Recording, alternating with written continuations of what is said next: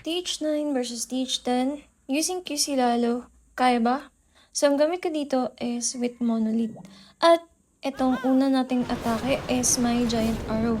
So, una, in-snipe ko muna yung Air Defense para matiktan ko yung dalawang Air Defense. Tapos, balance muna. Then, yung Healer. Tapos, yung Bomb.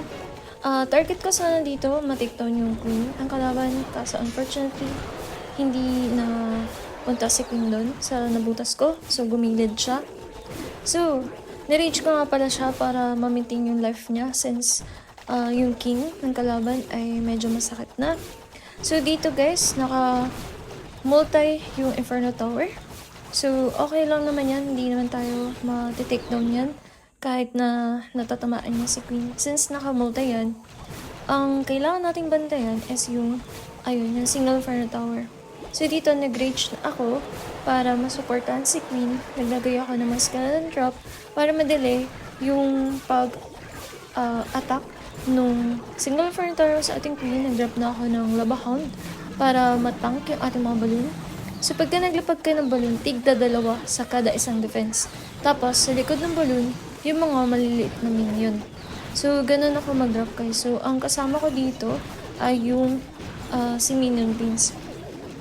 Kung saan, quadrinap din yung Lava Hound, itong banda rin yung ating drop ng ating mga balloons and mga si Minion Prince. So, inability ko na si Minion Prince dito guys para hindi masyadong maano si Queen sa mga defense at mabuhay pa siya.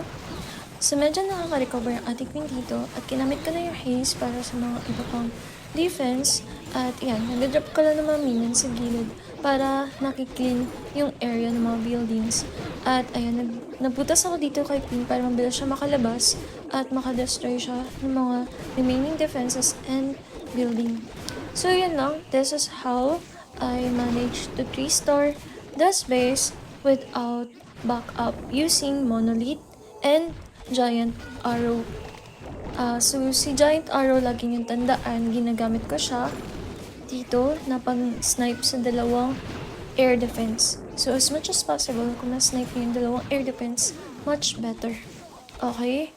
At huwag kayong mag-king charge sa may magkatabing single Inferno Tower kasi mahirap yun. So next na attack natin, so yan, kita nyo, Giant Arrow gamit natin at wala tayong backup dito. So sa next naman na video is meron akong backup na isang Lava Hound